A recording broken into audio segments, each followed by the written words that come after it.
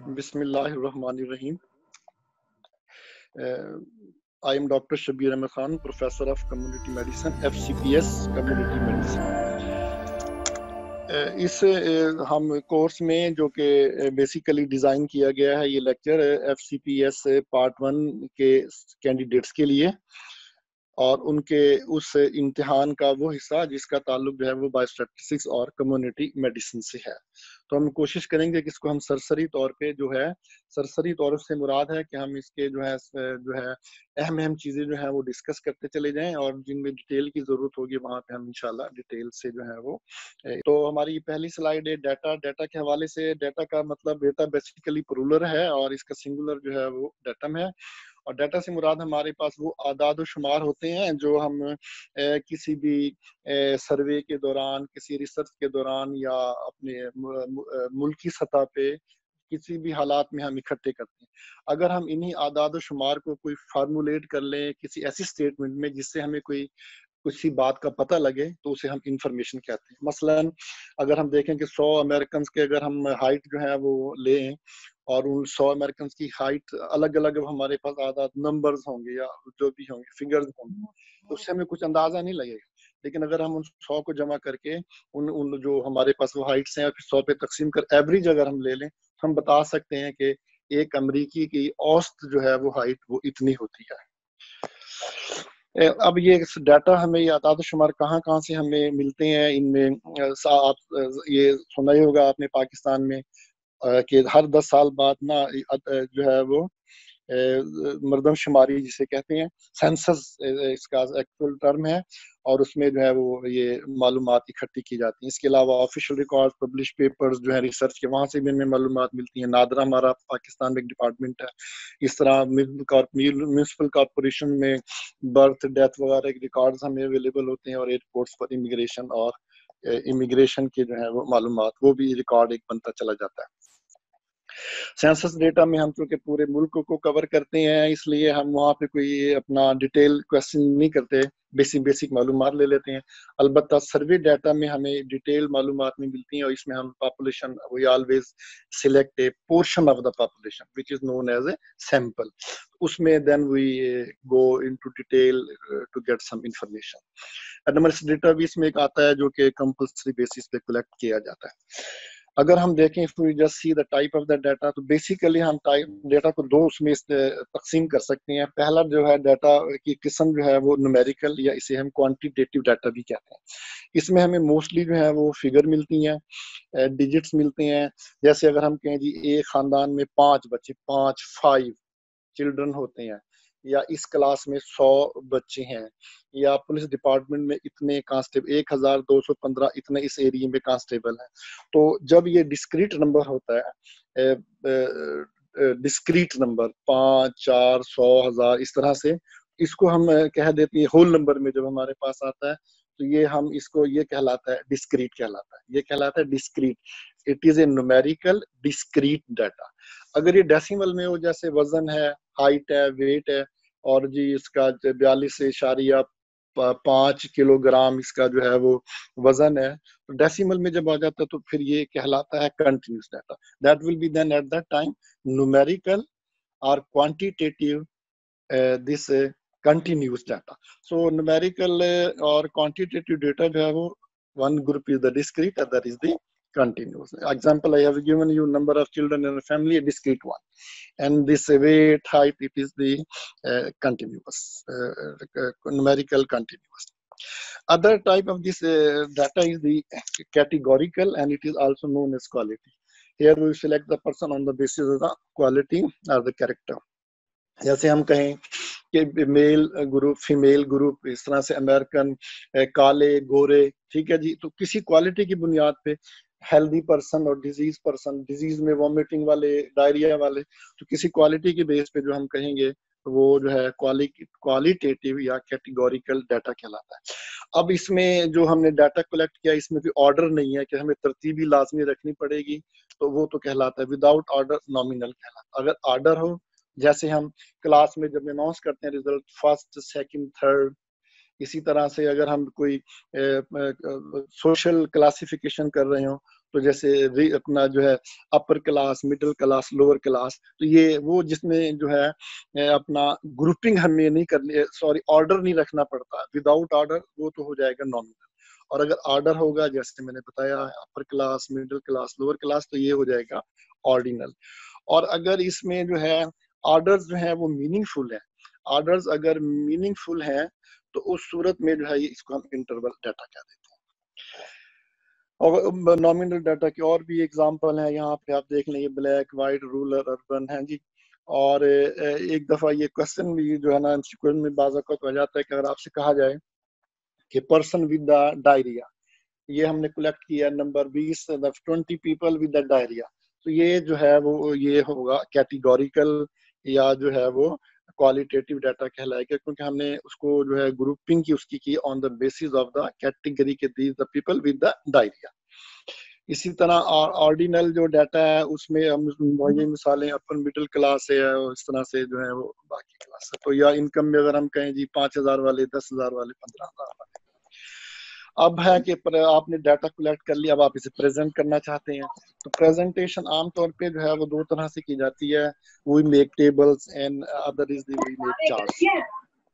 Table में अगर हम देखें तो जो है ना ये सबसे सिंपल तरीका है किसी डाटा को भी प्रेजेंट करने का, और हम पहला स्टेप जो है वो टेबल ही की शक्ल में हम डाटा को जो है वो प्रेजेंट करते हैं, इसको आगे फिर एनालिसिस और इंटरप्रिटेशन की जाती है। इसका ये टेबल आपके सामने मैंने दी है जिसमें कि हैंड वॉशिंग हैबिट्स को देखा गया है कि जो है ना practice before preparing feed, some hand they do hand washing, other they do not यहाँ पे ना हैंड वॉशिंग। और ये मैंने टेबल में बताया कि यस, नो, और इस तरह से ये टोटल सारा। तो टोटल स्टडी जो की गई थी वो 50 लोगों की गई थी, और इसमें देखा गया था कि जो थे 20 लोग थे वो है they don't wash their hand before preparing food, और 30 जो थे वो ऐसा करते थे। तो टेबल जस्ट यानी by visual approach you can know many thing. इसी तरह से चार्ट्स और डायग्राम भी इसकी शक्ल है जिसमें हम बार चार्ट भी बनाते हैं, बार्स आपने देखी हुई हैं।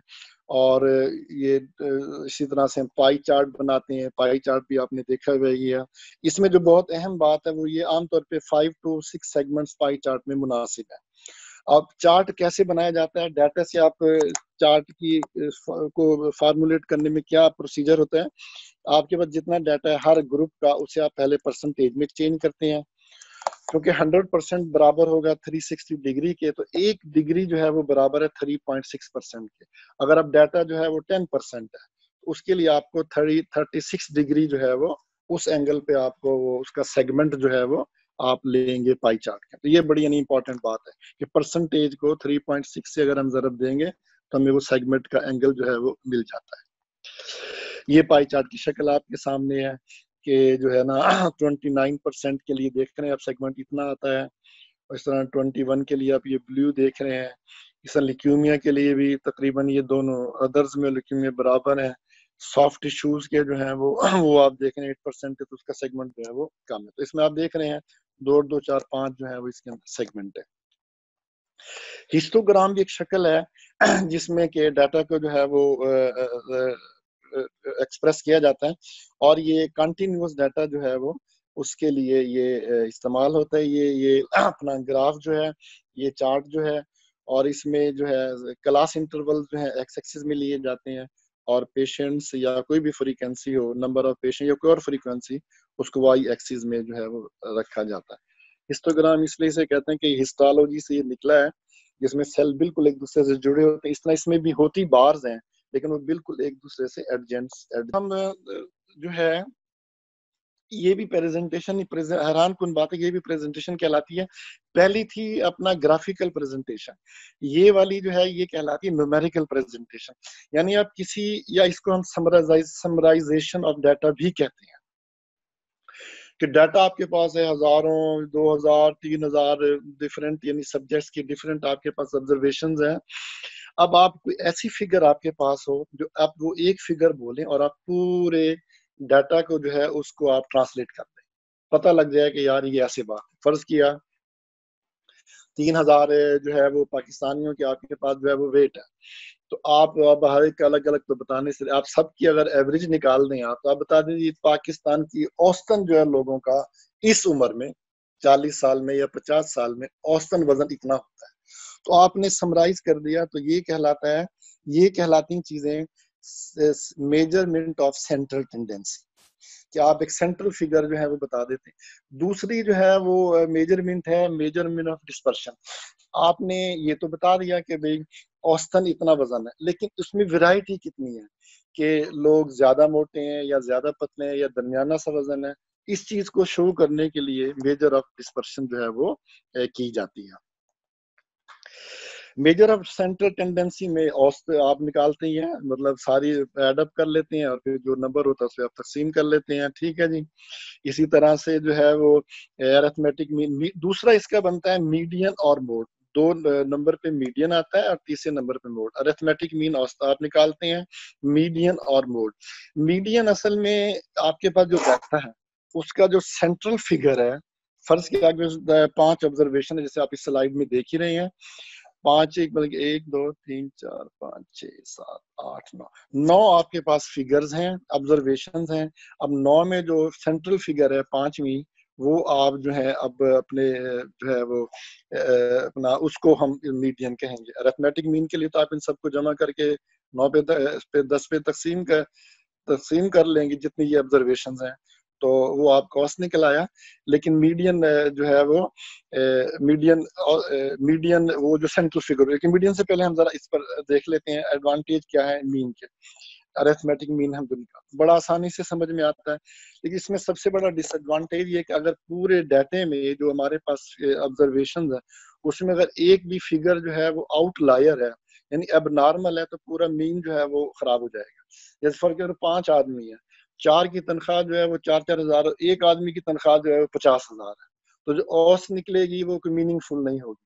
कहाँ 4,000 औस निकलेगी जनाब, 20,000 और ये 50-70,000, 5 बंदे हैं, 5 एकम 5 और 5 और 20 14,000, हालांकि 4,000 लेने वाले वहां पे 4 बंदे हैं। इसलिए ये आउटलायर से जो है ना वो एक्सट्रीम वैल्यू जो है इसको डिस्टर्ब कर देती है। और बाजू का तो जब जमा तफरीक कर रहे होते हैं तो बड़ा रिडिकुलस किस्म का जवाब आ जाता है। एवरेज जगह हम बच्चे निकाल रहे हैं फैमिली में तो 5.6 निकल आते हैं, तो ये इसके जो है वो प्रॉब्लम है। मीडियन मैंने जैसे आपको बताया कि सेंट्रल फिगर जो है वो मीडियन कहलाती है। हम अरेंज कर लेते हैं अपनी ऑब्जर्वेशंस को असेंडिंग या डिसेंडिंग ऑर्डर में। अगर ऑड नंबर है तो सेंट्रल वाली, अगर इवन नंबर है तो जो सेंटर वाली 2 हैं उनको जमा करके 2 पर जो है वो हम तकसीम कर देते हैं। इस तरह हम मीडियन हासिल कर लेते हैं। ये एग्जांपल दी हुई है, ब्लड प्रेशर के हैं ये मरीज, 1 2 3 4 5 हैं और इनको तरतीब किया, तो फिर जो थर्ड वैल्यू है 75 वो इसकी मीडियन कहलाएगी। इस तरह से अब आखिर में हम आते हैं मोड में। मोड भी एक सेंट्रल फिगर ही है, और मोड हम उस फिगर को कहते हैं जो उस पूरे डाटा के अंदर ज्यादा कॉमनली पाई जा रही है। अगर आप इस ये जो आपके सामने डाटा दिया हुआ इसमें अगर देखें तो 4 जो है ना वो 3 दफा आया है, ये इसमें जो है वो मोड जो है वो 4 बनता है। अच्छा, बड़ी आसानी से इजीली अंडरस्टैंडेबल है, और एक्सट्रीम वैल्यू इसको जो है ना वो इस पर कोई इफेक्ट नहीं करती, क्योंकि इसका उससे कोई ताल्लुक ही जो है वो नहीं रह पाता। डिसएडवांटेज ये है कि एग्जैक्ट लोकेशन में बाज़ औक़ात मुश्किल सी आ जाती है जरा। और ये बात याद रहे कि ये मोड जो है ये इंडस्ट्री में बहुत ज्यादा इस्तेमाल होता है। आपने देखा होगा बाजारों में कि बाज़ साइज हैं कपड़ों के या जूतों के जो बहुत ज्यादा इस्तेमाल होते हैं, तो फैक्ट्री वो देख लेती है भी मोड क्या बनता है इस सर्वे करने के बाद किसी पॉपुलेशन में, तो वो उसी हिसाब से ना वो फिर वो जूते या वो कपड़े जो है वो बनाते हैं। जहां तक वेरिएशन के भाई उस ग्रुप में वेरिएशन क्या है, वेरिएबिलिटी क्या है, तो उसके लिए आमतौर पर 3 मेजरमेंट की जाती है, रेंज, स्टैंडर्ड डेविएशन और वेरिएंस। रेंज से हमारी मुराद ये है कि हम हाईएस्ट जो है वो वैल्यू क्या है उसकी और लोएस्ट वैल्यू क्या है, दोनों का हम फर्क देख लेते हैं। एग्जांपल यहाँ ये दी हुई है और रेंज निकल रही है 6। आमतौर पे हमारे यहाँ बताते हैं कि जो रेंज है जी 4 से लेकर जी ये 5 मीटर तक जी ये गहरा होगा। ये कहना दुरुस्त नहीं है, बल्कि दोनों का डिफरेंस जो है वो असल में रेंज है साइंटिफिकली अगर हम कहें। स्टैंडर्ड डेविएशन भी इसी तरह से एक मेजरमेंट है, और ये वो मेजरमेंट है जो डिस्पर्शन को जो है वो मेजर करती है किसी भी पॉपुलेशन के अंदर। जहां से कि वो डाटा इकट्ठा किया गया हुआ है। और इसका जो है data set relative to its mean and is calculated the square root of the variance. पहले हम वेरिएंस कैलकुलेट करते हैं और उसके बाद हम स्क्वायर रूट लेते हैं वेरिएंस का, तो हमें स्टैंडर्ड डेविएशन जो है वो मिल जाती है।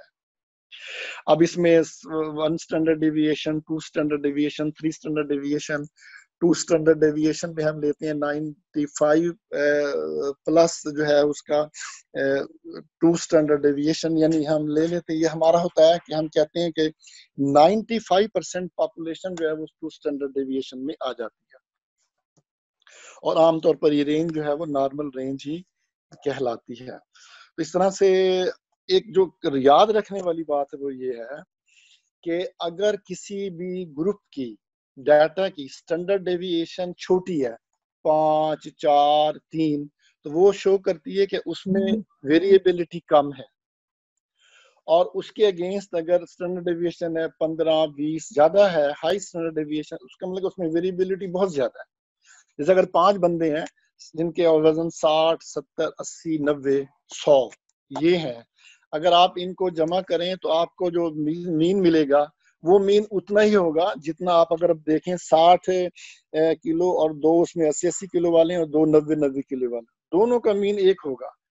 तो आपको अंदाजन लगेगा कि भाई इनमें वैरायटी क्या है, लोगों का वजन एक दूसरे के एक जैसा है या एक दूसरे से मुख्तलिफ है।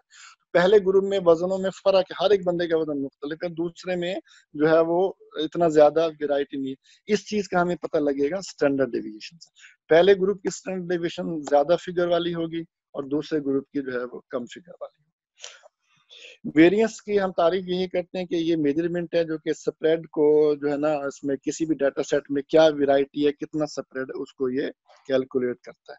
ये इसका एक और एस्पेक्ट है वेरिएंस का कि हम कोएफिशिएंट ऑफ वेरिएंस निकालते हैं और इसका फार्मूला है कि स्टैंडर्ड डेविएशन को मीन पे तकसीम करके 100 से हम जो है वो ज़रब दे देते हैं, 100 से हम ज़रब दे देते हैं। तो ये हमारे थे, हमने यानी इस जो लम्हों में जो हमने किया कि किसी भी डाटा को न्यूमेरिकली अगर हम प्रेजेंट करने लगे तो हम मोस्टली हमें 2 मेजरमेंट से वास्ता पड़ता है। एक उसका सेंट्रल टेंडेंसी और दूसरा उसका मेजरमेंट ऑफ डिस्पर्शन और वेरिएबिलिटी और स्प्रेड। और सेंट्रल टेंडेंसी में हम देखते हैं अरिथमेटिक मीन देख लेते हैं, मीडियन देख लेते हैं, मोड देख लेते हैं, और वेरिएशन में हमारे पास जो है वो रेंज आती है, फिर स्टैंडर्ड डिविएशन आती है, फिर वेरिएंस और कोएफिशिएंट ऑफ वेरिएंस। तो ये है जो हम किसी भी मैनिपुलेट करते हैं, हम कोई इंफॉर्मेशन लेना चाहते हैं किसी डाटा से, तो हम इस तरह से इन मेथड्स के जरिए हम जो है वो इंफॉर्मेशन या इन्फरेंस ले सकते हैं। अब आपने सब कुछ कर लिया, मीन भी ले लिया, स्टैंडर्ड डेविएशन भी ले ली, आपने कुछ ज़हन बनाया कि यार ये ऐसे है कि मैंने 2 ग्रुप देखे, स्मोकर्स और नॉन स्मोकर्स। स्मोकर्स में ज्यादा कैंसर था, तो मेरा ये ख्याल है कि स्मोकिंग जो है वो कैंसर काज करती है। आपका हाइपोथेसिस बन गया। आपने देखा कि यार जो सैर करते हैं तो वो जो है ना उनकी सेहत अच्छी रहती है, जो नहीं करते उनकी सेहत अच्छी नहीं रहती है, तो आपका हाइपोथेसिस बना के एक्सरसाइज जो है वो बेटर हेल्थ के लिए बेहतर है, बेनिफिशियल फैक्टर है। लेकिन क्या ये आपका हाइपोथेसिस जो है ये सही है या ये गलत है? इस चीज को भी बायोस्टैटिस्टिक्स जो है वो डील करती है, और उसमें एक बकायदा सेक्शन है जो कि हाइपोथेसिस टेस्टिंग कहलाता है।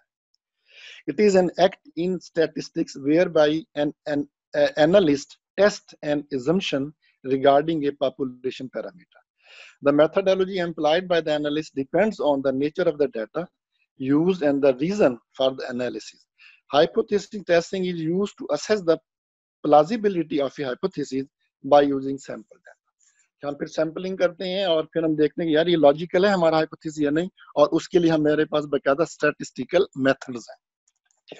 उनमें जो मोस्ट कॉमनली यूज्ड होते हैं, क्योंकि हमारे पास data mostly we have data of 2 types, either it is categorical or it is numerical. So when it is categorical or nominal, where we have groups based on certain characters or qualities, उसके लिए जो test इस्तेमाल होता है वो काई-स्क्वायर test है। अब इसका आगे लंबा प्रोसीजर है कैसे करते हैं, but one should know that काई-स्क्वायर।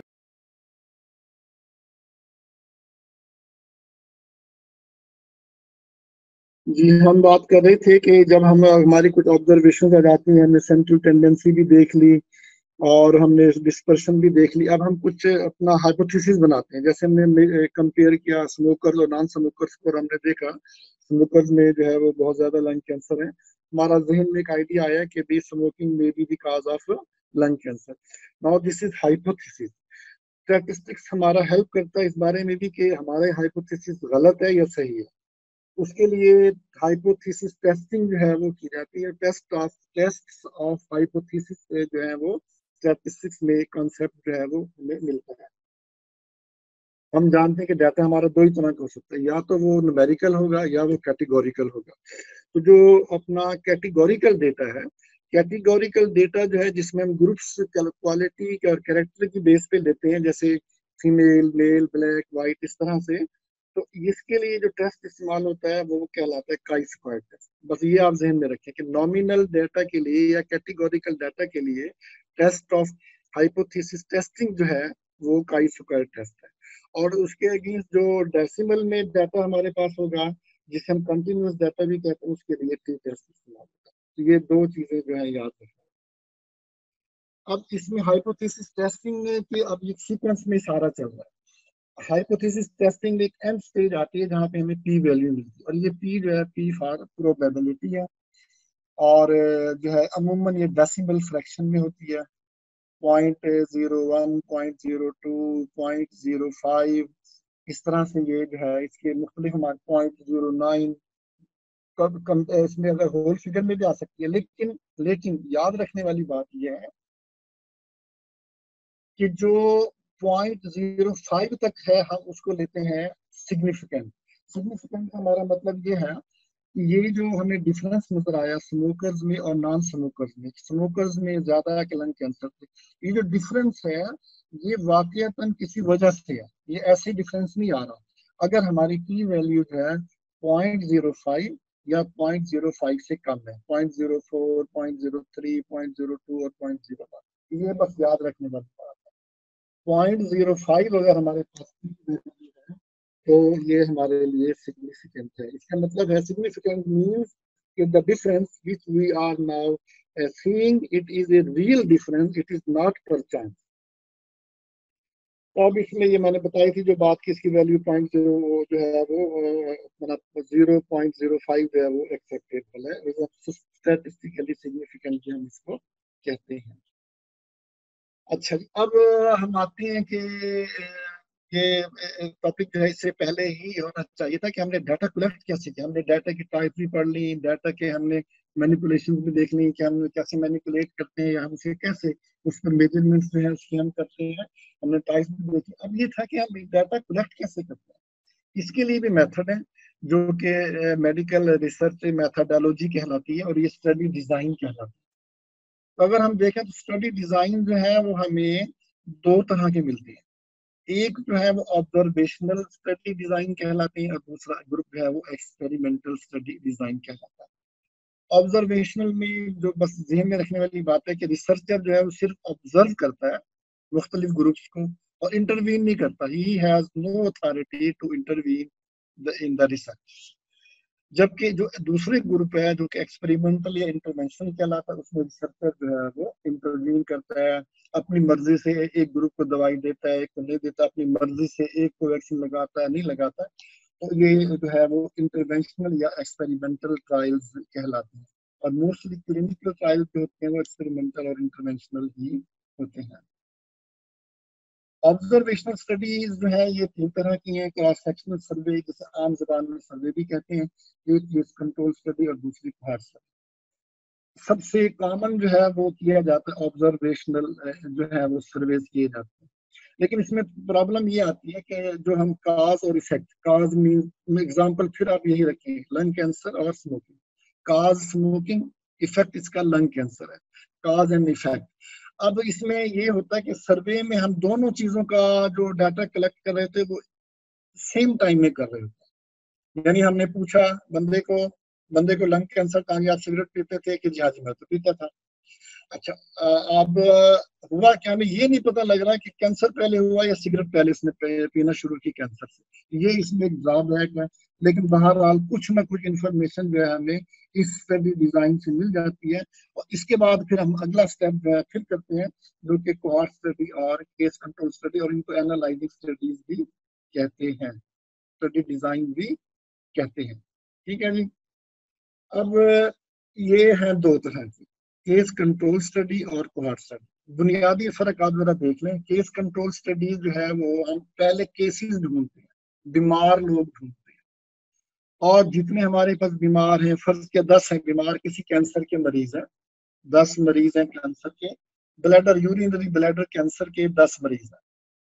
हमने इनके अगेंस्ट हमने इनके अगेंस्ट जो है वो 10 या 20, 2 गुना या 3 गुना, 30 बंदे ढूंढने हैं जो जो हेल्दी हैं, जो डिजीज नहीं है, हेल्दी हैं, लेकिन एज वाइज, सेक्स वाइज और बाकी जो सोशियो इकोनॉमिकल स्टेटस है उसके हिसाब से वो उनके बराबर है, इनमें कोई फर्क नहीं है, और है हेल्दी, डिजीज नहीं है।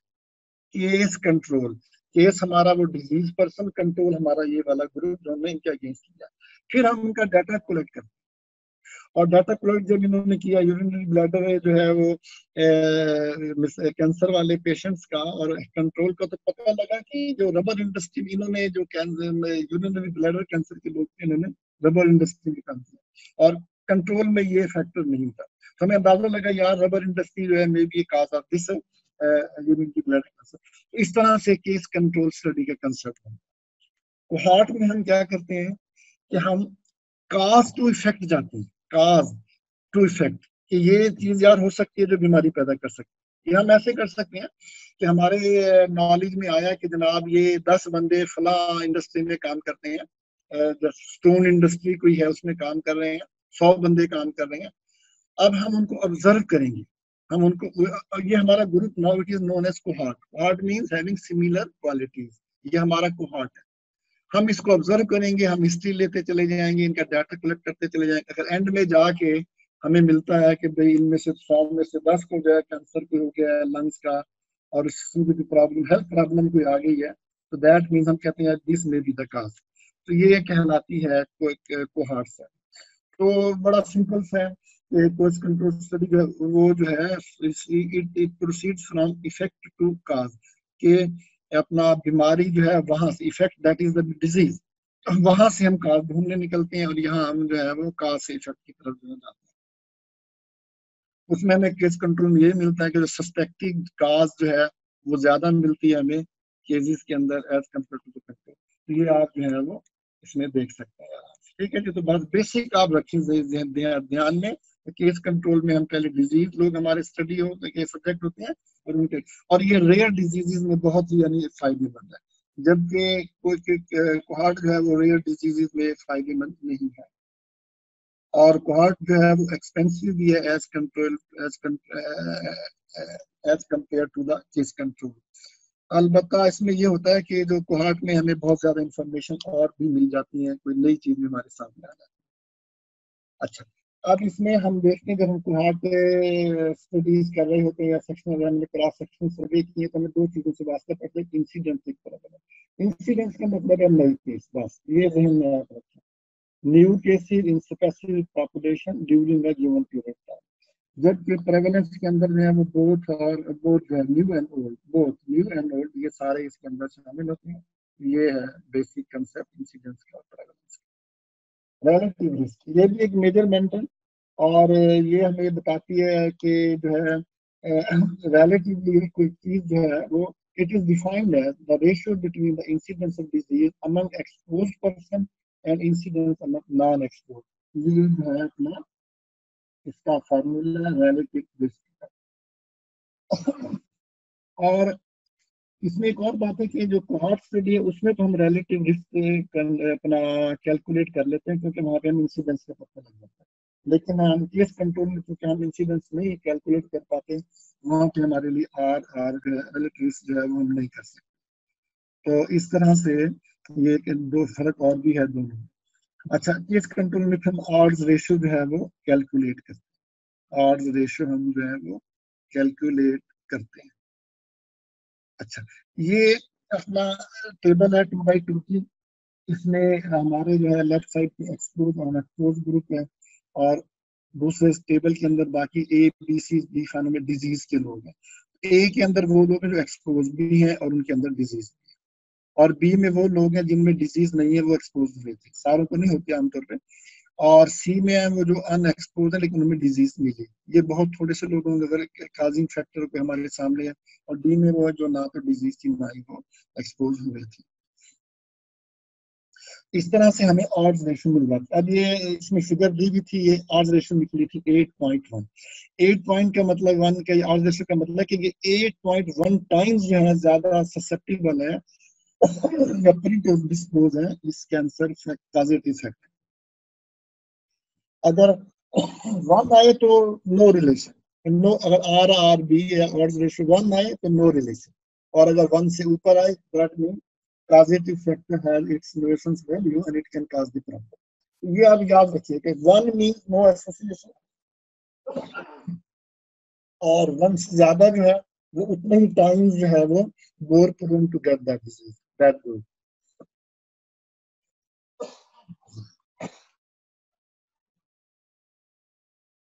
तीसरा ग्रुप जो एक्सपेरिमेंटल स्टडी का है, और इसमें सिंपल बात याद रखने वाली ये है कि जो स्टडी पॉपुलेशन है उसको, या जो स्टडी पॉपुलेशन उसको रिसर्चर जो है वो मैनिपुलेट कर सकता है।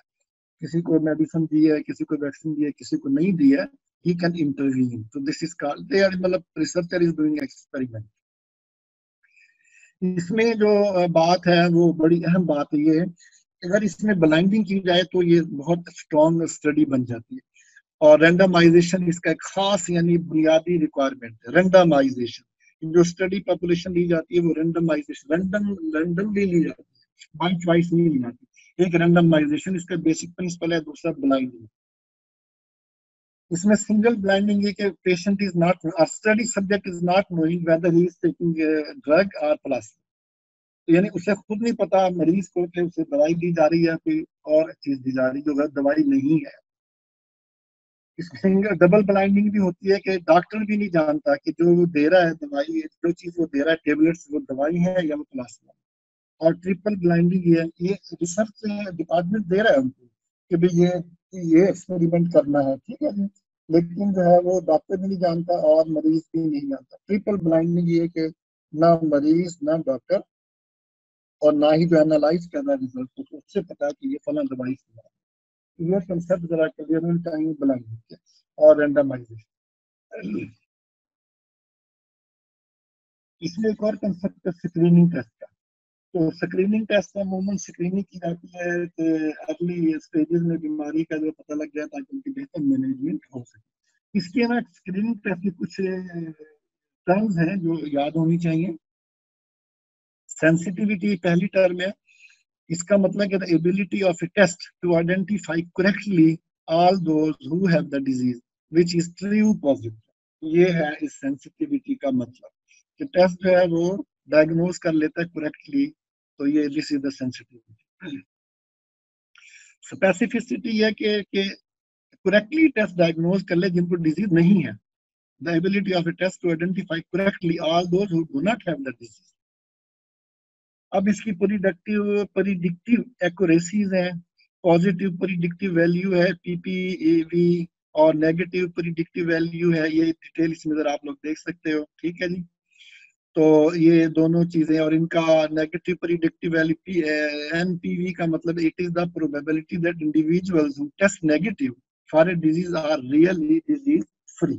ये हम प्रिडिक्ट कर सकते हैं कि इसलिए टेस्ट की कितने परसेंट जो है वो प्रोडक्टिविटी, मतलब 100 हमने टेस्ट किए हैं चाहिए पेशेंट्स के, और 80 का जो है वो, तो अगर टेस्ट की एनपीवी 80 है तो एक्चुअली, तो उसका मतलब है कि 80 जो है वो रियली नेगेटिव है।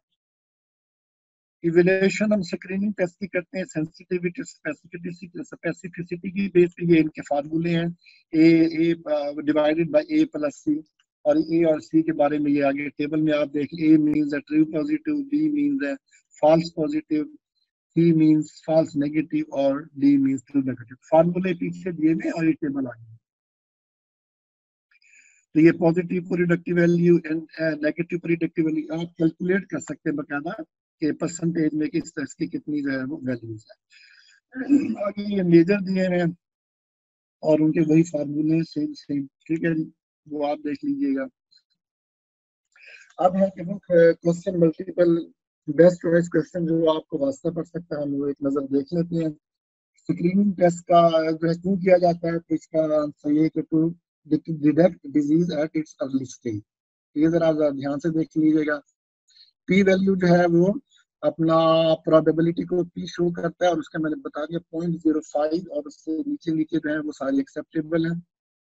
और पॉजिटिव प्रोडक्टिव वैल्यू जो है वो प्रेवलेंस से इफेक्ट होती है। अगर किसी डिजीज का प्रेवलेंस ज्यादा है तो फिर उसको ये टेस्ट की वैल्यू में फर्क पड़ेगा।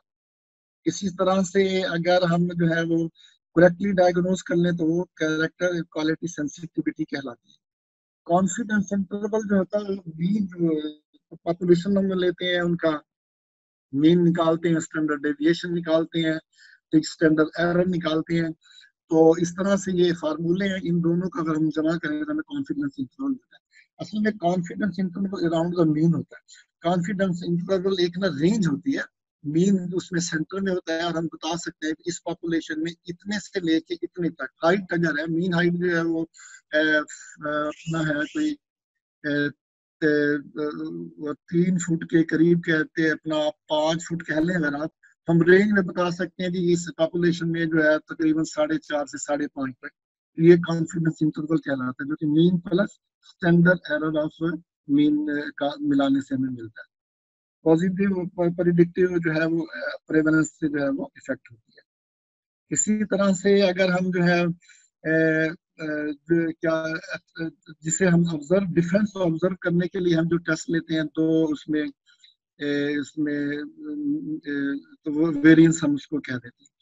और इसी तरह से जो है वो अगर हमने देखना है कि भाई डिफरेंट रेसेस वगैरह हैं और उनके पास हमारे पास परसेंटेजेस है, तो अगर हमने शो करना है उनको तो ग्राफिकली पाई चार्ट में हम शो कर सकते हैं।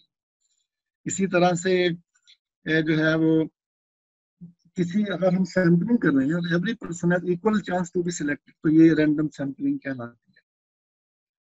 स्टैंडर्ड डेविएशन जो है मैंने बताया कि वेरिएबिलिटी शो करती है डाटा के अंदर, और छोटी स्टैंडर्ड डेविएशन मींस वेरिएबिलिटी कम है और ज्यादा स्टैंडर्ड डेविएशन मींस वेरिएबिलिटी जो है वो ज्यादा है। और केस कंट्रोल जो है वो टिपिकल केसेस होते हैं। हाँ जी, तो इसको हम केस कंट्रोल स्टडीज में हम उन्हीं लोगों को लेते हैं जिनको जो है वो डिजीज है। इसमें कुछ स्पेलिंग के करेक्शन देख लें। प्रेवलेंस का मतलब है कि ऑल एग्जिस्टिंग केसेस, जितने वहां पे उस वक्त ओल्ड हो या न्यू हो। मीडियन मैंने बताया था कि सेंट्रल फिगर होगी। कॉन्फिडेंशियलिटी, ये मेडिकल एथिक्स के अंदर बात आती है कि हम कॉन्फिडेंशियलिटी ब्रीच कर सकते हैं अगर पेशेंट हमें इजाजत। ये जो मैं बता रहा हूँ आंसर यही आंसर है, if patient authorise you. Medical ethics में जो है वो उसका जो है moral code of conduct of doctors professional life का इससे ताल्लुक है। और जो है वो बेहतर जो इमेज जो बनता है डॉक्टर का, डॉक्टर पेशेंट रिलेशनशिप जो है वो बनती है, उसमें एक उसका अपना प्लेजेंट बिहेवियर और बैड डायग्नोसिस उसकी कैसी है, वो उसका एक पोजीशन बनाती है। Patient was brought to the emergency और उसके रिश्तेदार भी आ गए, वो सब अंदर आना चाहते हैं, तो right answer is only patient should be given permission. Statistical average जो है वो मीन कहलाती है। अगर टेस्ट जो है वो करेक्टली डायग्नोज कर सकता है तो सेंसिटिव टेस्ट है। वेरिएंस जो है वो वेरिएबिलिटी को मेजर करता है। और जो टी टेस्ट है मैंने पहले बात की थी कि वो दो ग्रुप्स के जो है टू पेयर्ड मीन्स जो है उनके मीन को जो है वो कंपेयर। और ऐसी सैंपलिंग जिसमें हम पहले जो है ग्रुपिंग करेंगे एज की बेस पे और फिर हम उनमें से जो है वो सैंपलिंग करें, तो ये सर्टिफाइड सैंपलिंग है। बूढ़ों का जैसे भी 50 से 70 तक, 30 से 50 तक और 10 से 30 तक, ये उसके बाद सैंपलिंग करें जिसमें स्ट्रेटिफाइड सैंपलिंग। या हमने दो स्टेट बनाए मेल फीमेल की। बाद स्टडीज में जरूरी होता है कि आप सारी पॉपुलेशन देना चाहते हैं तो अपने स्पेक्ट्रम बना लेते हैं। To deliver bad news it should be in the doctor office in a formal session. in a good environment. Chi-square जो है वो used for association between two variables, but nominal variables, categorical. Standard normal distribution में variance जो है वो एक होता है. The basic things one should know that the types of the data, this numerical or quantitative, and other is the qualitative or nominal, ordinal. और उसके बाद data के बाद one should know that how we can present graphically by bars, by tables, by bars, by charts, and numerically by central tendency, by this dispersion, dispersion variability, there is range, standard deviation, and variance, coefficient of variance. After that, one should know how to collect the data, their research methodology, research design, study design. Observational and experimental. Observational, three types: cross-sectional surveys, case control and cohort studies, and experimental case control and cohort study. And in clinical trials, experimental study. Experimental study में लाजमी मालूम होना चाहिए blinding क्या है और randomization क्या है. तो ये चीजें हैं बुनियादी चीजें इंशाअल्लाह बेहतर होगा. और you should work like these babies